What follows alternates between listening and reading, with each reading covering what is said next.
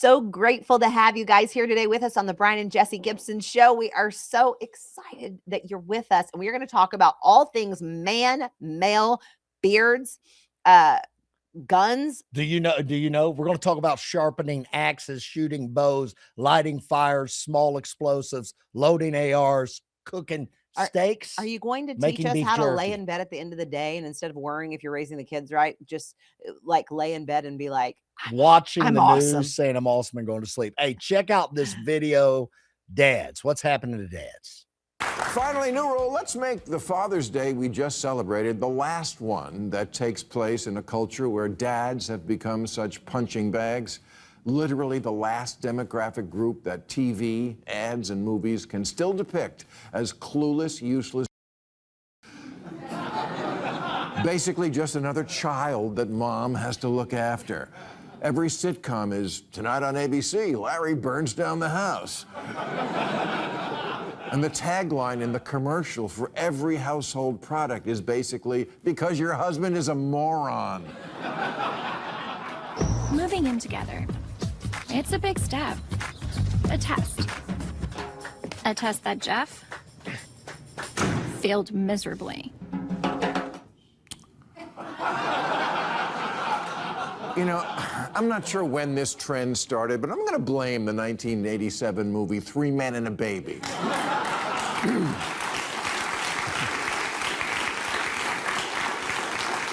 The premise of which is that three grown men can't manage to keep a baby alive. The same year gave us Married with Children, with its idiot shoe salesman of a father, followed by an endless parade of eye-roll, short-bus dads, Homer Simpson, Family Guy, Modern Family, Malcolm in the Middle, Everybody Loves Raymond, Home Improvement, according to Jim. And it's not just the old-school broadcast TV sitcoms. It's everywhere. It's highbrow streaming stuff, it's major motion pictures, it's minor motion pictures. It's in everything. And look, I know I don't have any kids. I made a different choice in life and decided to have money. You're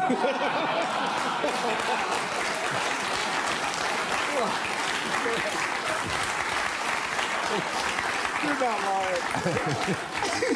But all these shows, they can't all be lying about what it's like to have kids. Your EQ is off the charts, Nick. Aha, Nick. I'm Nick now. What happened to Dad? Well, I don't know, Nick. What happened to Dad? You're an asshole. Hate coming here. Why are you acting so? I mean, it is only $10. Bro, do you hear how they talk to me? Do you hear how you gotta say something? Whoa, hold on. When are you guys planning on coming home? By 11 or 12? Yeah, soon. You know you both have school tomorrow. Oh, that's true. We do. Yeah, he's right. Solid parenting, Dad. Come on.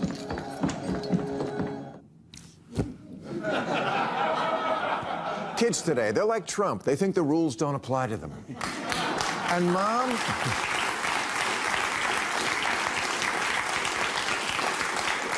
Mom is always the smart one, the good one. He's just lucky to be in her orbit. And I get it that this is a correction to centuries of women being deemed the weaker sex, but how long does the correction last? And when will men stop making me throw up in my mouth with the way they pander so nakedly? Ryan Gosling says, I think women are better than men. They're better than us. And Harry Styles' T-shirt agrees. Terry Crews believes it. He says women are smarter than men for real. Even Barack Obama says about women that what I can say pretty indisputably is that you're better than us. Really? What would Barack Obama know about women? Because I don't even know if he's married to one. Right? I'm not even sure that Michelle is a woman. So UFC fighters says that boldly proclaims that Michelle Obama is a man. Here's what we're looking at. We're looking at a cultural phenomena. Now, it's Father's Day. This goes way back to whenever we were kids. Yeah. 87, I'm 10 years old. You're born in 81. And the nighttime sitcoms started. Did you just tell the whole world my age? Yeah, I sure did. But wow. I mean, come on, you look good. That was intense. What can I say? You look good to be 57, Jessi. Yes. You look good to be 57. I look great to be 65. Yes, you do. So I remember being a kid and Married with Children came out. And it was something my parents wouldn't let me watch. Me too. Because our pastor in the church I was raised in talked about The Simpsons and talked about Al Bundy and said this is a systematic demoralization of the American male. Good on your pastor. I remember the sermon. I remember sitting there in Providence First Baptist Church and this coming up and them preaching this. And I'm sitting there thinking, oh man, I can't watch The Simpsons now, right? Because the Simpsons were rough. But I think this isn't, I'll say this. You look at males now, you look at men now. I think this wasn't accidental. No. Right? A lot of people want to act like these things. Even I was looking up stuff on ChatGPT saying, is there a playbook that was put out?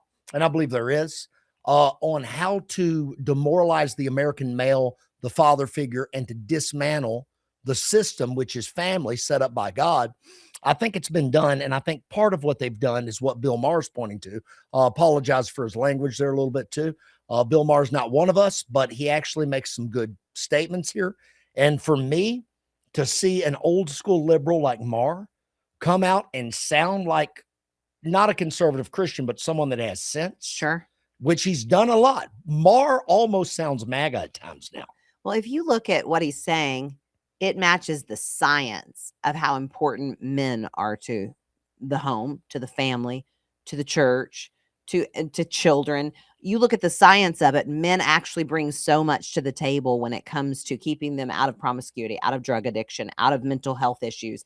All of the things that you want for your children and want to keep them out of.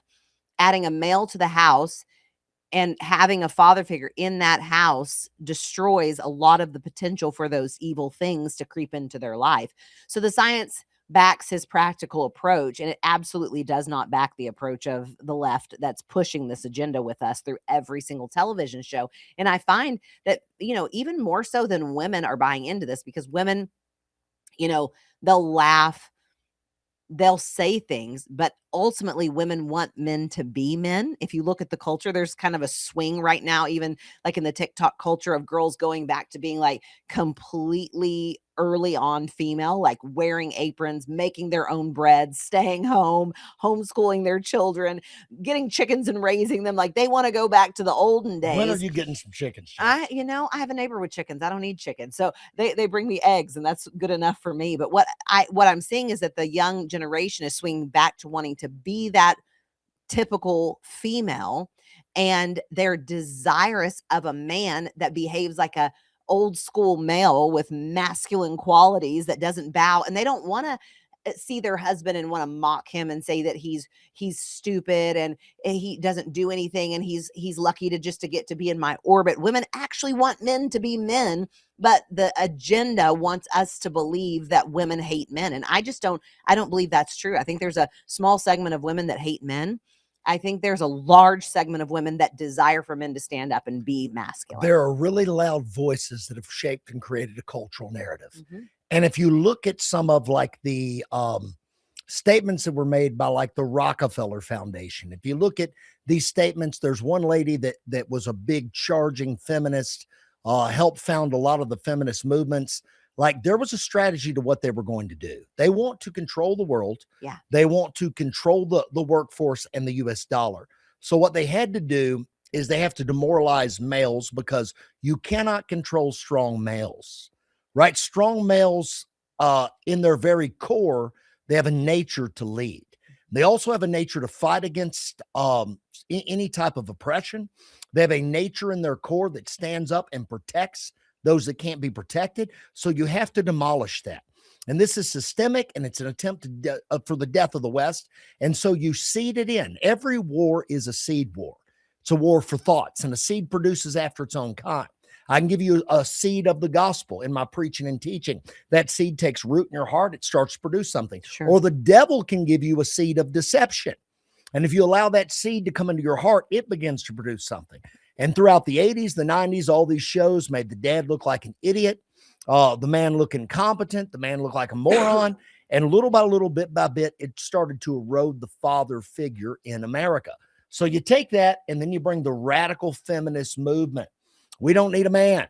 right? We won't be told down with the patriarchy, burn my bra. All I want is a Subaru, me, you, and a Subaru, honey. That's what they got into. Oh, it's so true. And they've created this crazy world. And there was no bigger trick to all humankind than to say, hey, women, you can burn your bras, have no men involved, meaning now we don't have the protector and the provider, which was the primary role and gift of the man to the woman. So now you've taken away protection, you've taken away provision. Women are like, I can earn my own money. Yeah, you can. And you could have a provider in your house, and it's their primary job to provide for you. How beautiful would that be? I mean, married people have the potential for far more income producing. What I don't understand is where they're missing that men protect and provide at a level that women absolutely. I mean, we have so many women that work in so many different departments. I'm not downplaying anybody's role, but their primary gifting and their primary core value is not to protect and provide, it's to nurture. Sure. So they're taking the ability of a woman to nurture out. They're saying you don't need to nurture. That won't fill your heart. You need to have this job, this corporate job. You need to build this. You need to do this. You need to be out in the world. You need me time. You need to give to yourself. You need to give yourself 40 years before you ever even discuss having children. By that time, a woman's not able to produce like she was before. They say, oh, well, we can do it with science. Well, that has all kinds of implications. And now you've got a woman who has missed the most productive years of her life to birth and nurture, and a man who's missed the most productive years to protect and provide. And you've divided the family and brought in a lack of protection, a lack of provision, and a lack of nurture for every child born on the earth. And then we wonder why our children are struggling emotionally with their identity, in their psyche. I mean, everything has broken down. Listen, even it's statistically proven that even if you talk to a predator who's already imprisoned that hurt children, he will tell you that he looks for someone who does not have a strong male around them protecting. And if he can find, looking for somebody without a strong male, yes, looking for the weakness, he knows. So the culture has virtually been a predator. They have come into our world and taken out the protector so that they could prey on those who needed a protector. And now that preying has destroyed a culture. And if we're going to build it back in any significant way, we have to reinstate these positions. We have to reinstate the primary nature of a man and a woman. And listen, I have worked outside of the home my entire life. It's not that she's saying, my sugar mama. I am a sugar mama. I'm in it for the money here, right? But I always knew that even though I was doing these things, and even though I had dreams and goals that were both family and business and ministry, that the primary provider, the purpose of Brian was that he was the provider. At the end of the day, it was your job to provide, not mine.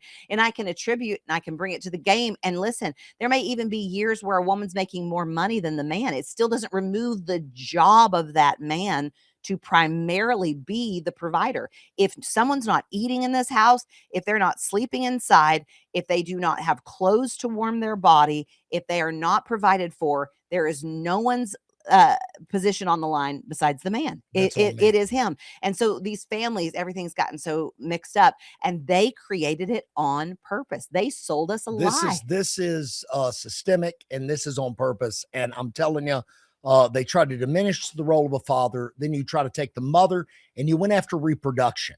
Yes. All right. So there's a couple different things. If you do a bunch of research in history, you'll find the Rockefeller population control history, where there's statements where Rockefeller wanted to stop population control, invested heavy in birth control, and invested heavy in women's rights movements, and not just that, but women's liberation movements. Yes. Right. There was big money behind doing this. It didn't. What if we don't want to be liberated? Yeah. What if you like being a mom? What if you like raising kids? What if you like having a husband that protects and provides? Then there's a woman named Shulamith Firestone. All right. Shulamith Firestone was raised in St. Louis in a ultra-Orthodox Jewish community that was probably pretty rough on women. Firestone. You know what I mean? It is probably pretty rough on women. So she has this reaction, and she says, we're going to free women from this oppression. And what she does is she goes after, she says that sex and procreation were the reason that women were downplayed.